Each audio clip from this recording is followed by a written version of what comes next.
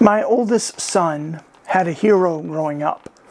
It wasn't someone that you would have expected, but it was an Olympic athlete by the name of Michael Phelps. Michael Phelps was this amazing Olympic swimmer.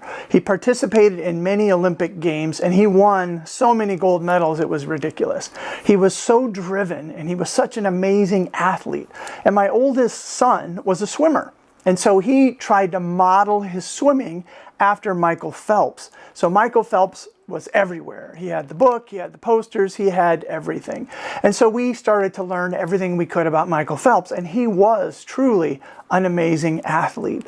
But right before the 2016 Summer Olympics, Michael Phelps did something that elevated him, in my mind, from just being a mere mortal to superhero status, because he faced the world and told the entire planet that he was suffering from depression. Now, up until then, depression was kind of looked at pretty sketchy, but for someone of his stature to say that he had been battling depression was just amazing. And it kick-started a conversation of what depression and mental health really look like, especially among athletes, especially among young people who looked to Michael Phelps as a hero. Well, a couple days ago, in the midst of all this pandemic, right, Michael Phelps did an interview with a gentleman from ESPN. And part of that interview found him describing the incredible difficulty he was having in the midst of this pandemic. His depression was getting really fierce. And this is what he said. He said, "There are times when I feel absolutely worthless, where I completely shut down, but have this bubbling anger that is through the roof. If I'm being honest, more than once I've just screamed out loud, I wish I wasn't me. There is just this overwhelming feeling that I can't handle it anymore." That is such a perfect description of depression. That overwhelming sense of just, I can't handle it anymore. Michael Phelps is not alone in his dealing with depression. Matter of fact, according to all the statistics, there are roughly 300 million people battling depression around the world. And in the United States alone, there's roughly 18 million adults. Matter of fact, 15% of all the adults in the United States during their lifespan will deal with depression. So today, we're going to take a look at depression. What is it? How do you deal with it? How do you manage? And is there any hope if you're living with it? So stay tuned. Let's check it out.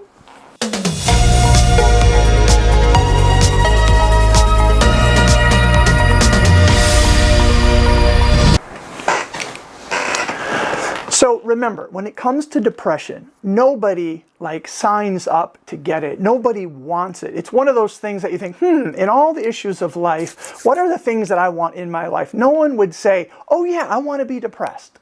Because depression robs you of joy, robs you of happiness, right?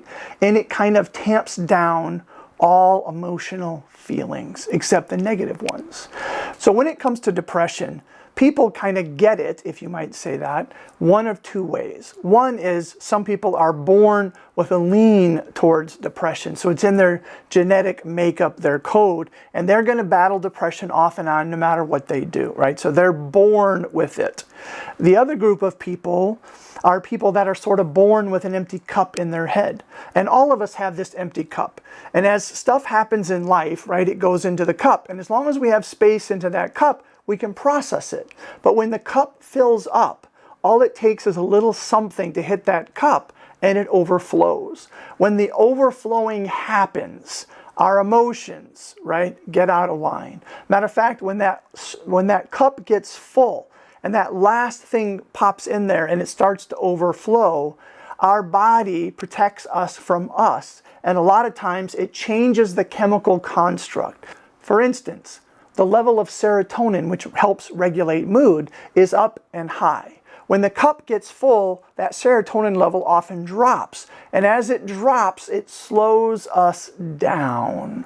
Suddenly, we're not as happy. Suddenly, things are heavy.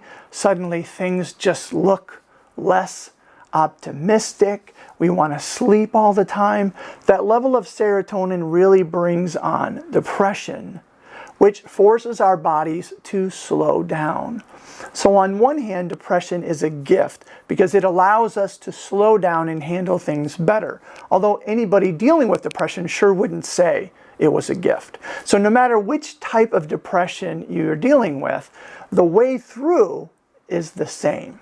So you have to understand, right, that anything can cause depression. Some people are born with it. Some people have this chemical imbalance. Some people have a faulty mood regulation system.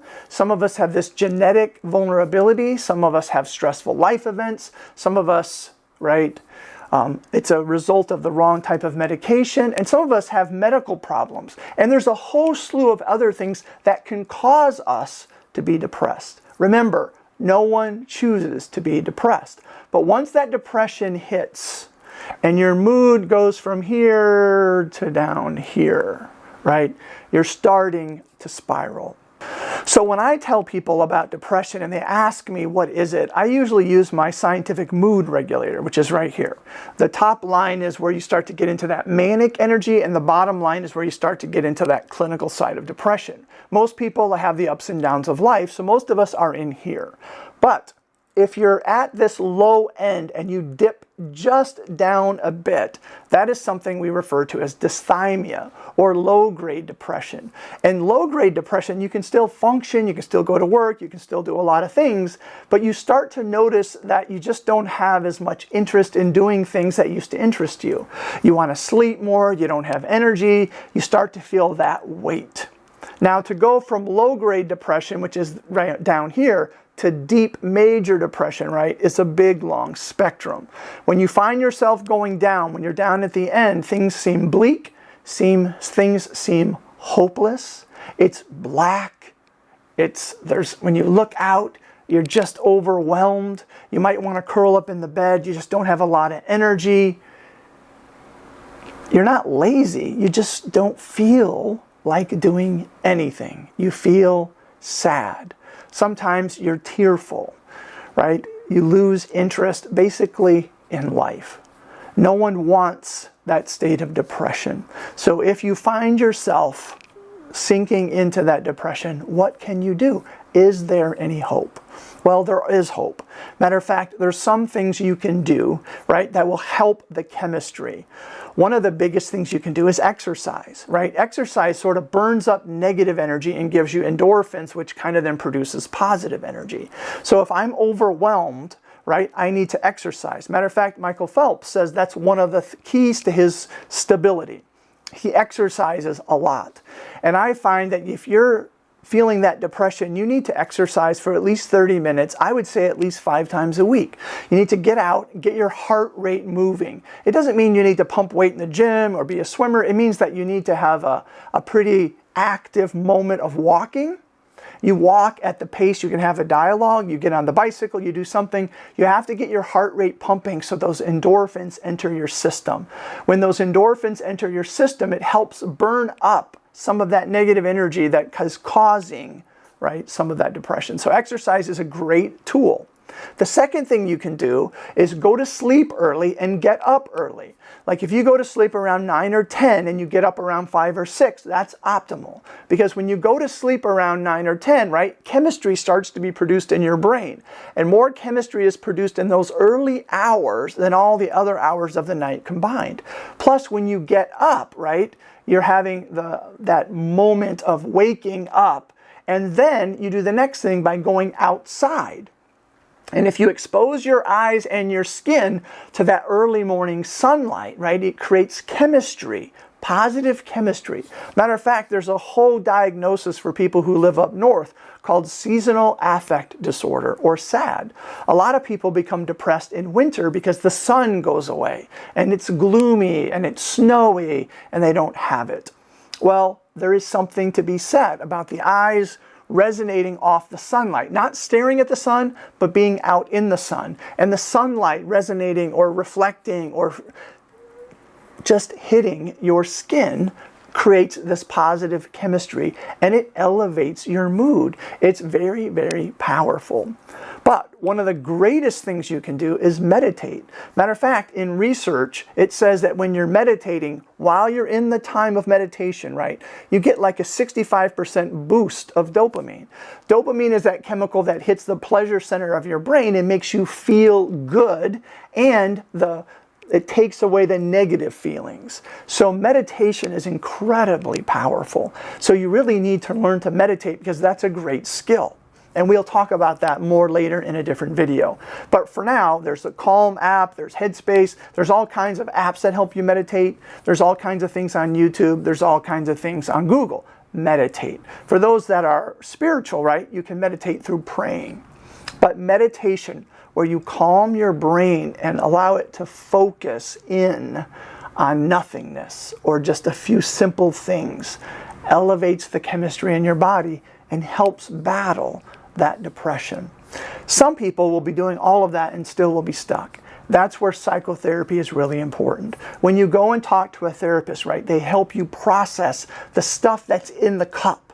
A lot of times when you're in a depressed state, when you look out, you don't see positive things, right? You see negative things. So what a therapist will do is help you reframe stuff that's happening and help you to see it from a positive view, right? Psychotherapy is incredibly powerful. It really helps. If you're battling depression, go talk to a therapist, right? And the last thing you can do is go to a psychiatrist for medication. Now, I'm not the biggest advocate of medication. I wouldn't say anybody needs to start there, but medication is a key component to a lot of people's recovery. When the synapses, right, are firing and that serotonin level drops and your mood drops, there are some antidepressants that you can take that help boost the serotonin levels back up, right? And that elevates your mood and you start to feel better. So there is a time and place for medication, right? But you have to be doing all these elements if you really want to improve. There is hope, right, if you're in that depressed state. What you don't want to do if you're in the depressed state is just stay in bed, right? Try to do something. Try not to isolate. Try to keep talking. Try to get help. There is always hope as long as you don't give up. We believe, right, at Dr. Patrick Live, that there's always hope. That's why we do what we do. So if you think this video could help you or someone else, like it, right? If you haven't subscribed to the channel, please do that and share it with somebody that you think it will help. Together we know we can change the world. Doc out.